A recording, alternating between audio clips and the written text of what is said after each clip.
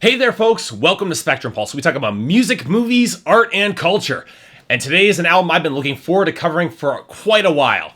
The new self-titled album from Shakira. See, okay, if we were to go back about 12 years to 2002 and look at my list of my top 10 favorite hit songs on the Billboard Hot 100 chart, well, okay, the first one would be Eminem's Lose Yourself. That's a classic song. And the second, okay, that would be Where Were You, Alan Jackson's heartbreaking song about 9/11, and really the best song written about that tragedy that wasn't written by Bruce Springsteen. But the third song on that list would be Whenever, Wherever by Shakira, an artist of which I've been a fan of since she crossed over to English radio in the early 2000s. And looking back on her incredibly successful career, I don't feel any shame whatsoever in saying that Shakira is the sort of pop star that I really do like and appreciate. Not only is she the main writer of a lot of her own music and a pretty good songwriter at that, she's also the sort of pop star who can blend genres effectively, who has a distinctive voice and sound, and also has buckets of raw charisma and actualized sexuality. She works best along the similar line of alpha female sexuality that, say, Beyonce does. But I've always thought that Shakira has more emotional range,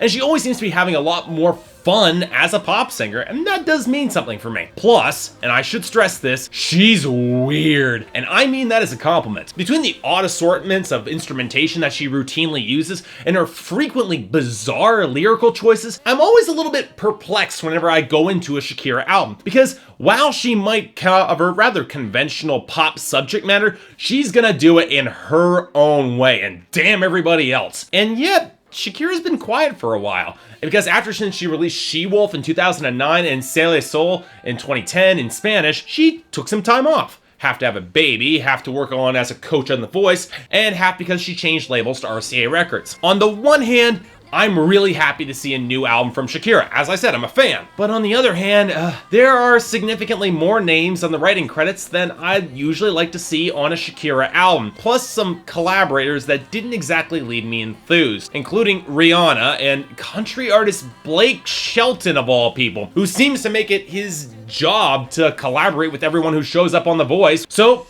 okay, putting all that aside, how is the new self-titled album from Shakira? God damn it. I want to like this album a lot more than I do. Let me preface this by saying that this particular Shakira album is by no means bad, and a lot of her strengths out of a pop star, they're still here, but man, this album should have been better. What's worse is the real source of my disappointment. This isn't a bad Shakira album, it's a conventional Shakira album. One where she has apparently taken more of a backseat to other producers and other songwriters, and it's led to a pop album that lacks a lot of the little idiosyncratic touches that made me a really big fan of hers. Again, this album isn't bad, but it's a long way from being great. It's nowhere remotely close to being one of her best. So, okay, let's talk about the elements that I did like from this album, and let's start with Shakira herself. As always, she is a great singer. She has a lot of charisma and presence, and she continues to showcase a very wide emotional range. Furthermore, while there are hints of unneeded vocal effects, for the most part, Shakira still sounds organic and powerful. And when the instrumentation is allowed to actually build up and match her, the songs are quite strong. And on top of that, it's not like the good thematic elements of Shakira's material are going away. She's always had a ton of raw confidence, and I've tended to like how she's always hunting for a man who can match her as an equal partner sexually. That's an interesting trope you don't often see in pop music. And more often than not on this album, having found such a man in the Spanish football player Gerard Piqué, her love songs have a pleasant, emotionally satisfied quality to them that does come across as really sincere, if not exactly dramatic. Now that's not saying that Shakira isn't capable of making her more dramatic songs work, because she mostly does. And when the songs have a little bit more of an edge, she's more than a capable fit for it. And this is where we run into the first real problem. The instrumentation and production on this album are nowhere near what it needs to be to match Shakira's presence behind the microphone. The synths are thin and fuzzy and they feel underweight. The guitars are either acoustic or processed absolutely flat into the upper range. And outside of some occasional bits of steel drums, the percussion never has any weight or ponderous power or even driving momentum to push the tracks forward. Well, okay, now take that back. Empire does come close, but that song feels like it's adhering to traditional, standard, percussion-driven modern pop. It's not really a great fit for lyrics about mind-blowing, epic, interstellar sex. Maybe they just need a little bit more campiness or need to go go a little bit farther, but the song feels a little bit too sterile, if that makes any sense, to really belly the lyrics that were what it was trying to go for. What's even worse is the production. It feels very synthetic. And the selection of instruments and sounds, it's a lot less diverse than what you would have seen on previous Shakira albums, neither of which are really good signs when you're drawing on reggae horns and Spanish guitar tones, both of which really need more of the mix to really grow and swell and develop some weight on their own. And the mix is too really compressed into the upper range to really allow that to happen. And look, as much as I like the rougher rock guitar tone of Can't Remember to Forget You, it still isn't as tight or as memorable as Shakira's more eclectic or interesting work, particularly among the chorus, which just feels like it's rapidly stampeding out of control and lacks the tightness of the verses. And it really doesn't help matters that most of Shakira's collaborators have nowhere near the presence or vocal texture to effectively match her. Now, I'll admit Rihanna fares the best. It's the best thing Rihanna's been on in years, but Shakira has a lot more presence, and it's not exactly an equal balance between the two singers. It gets even worse with the canoe Canadian reggae pop band Magic, fronted by a man who is most well known for writing songs for Chris Brown, Pitbull, and Justin Bieber. Either way, his quivering tenor is no match for Shakira, who just blows him completely off the stage. You don't buy him as a partner working opposite her. But then again, we have Blake Shelton, and while you can tell he's trying harder than, well, he has tried in a really long while, he and Shakira don't exactly have a lot of chemistry,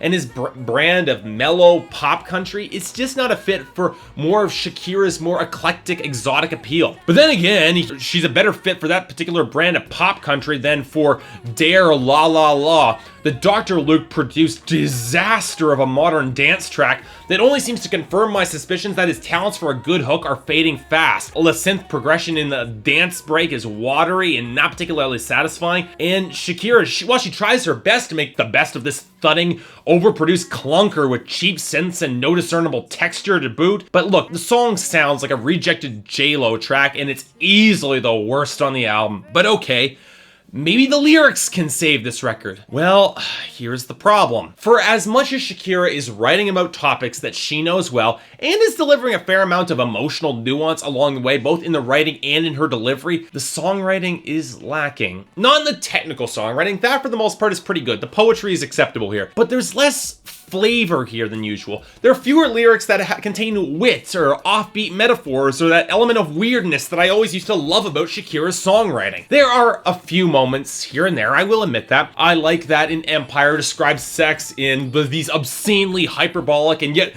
completely appropriate terms. I mean, look at her. I like the intimate details and broken record that made the song feel real and sincere. I like the approaching disaster vibe of Can't Remember to Forget You that really comes through with only remembering the good things about an ex before everything goes back in your place if you try to reconcile. And I'll admit there are a few lines in Cut Me Deep that do illustrate the hurtful aggression that comes out when you're in fights with a partner. But beyond that, the poetry, while it's passable, it's not special. There are few lines that only Shakira could come up with in the vein of her past work, and it ends up making this album a lot less memorable than it really should be. Look, I have to stress this. This album is still, it's decent, and at the end of the day, if you're a Shakira fan like I am, it'll still be worth your time to give this album a listen. But look, you can't go in expecting material even as good as her last English album, because this album just really falls into the ranks of unmemorable records from modern pop starlets. And it really bugs the hell out of me that I have to say this about an artist that I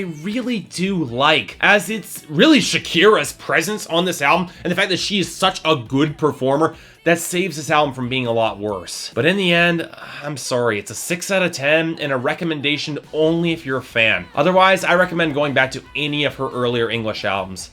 They're all better than this. So yeah, thanks a lot for watching. If you'd like to like and subscribe, I'd be more than grateful. Guys, I wanted this album to be good. You have to stress that. So I'm sorry, like, if you guys might disagree, but yeah, it's not her best. If there's anything I might be able to do to improve my presentation, or if there's any other albums you'd like me to cover in the future, I'd be more than happy to give them a listen. But until then, I'm Mark, and I'll see you next time.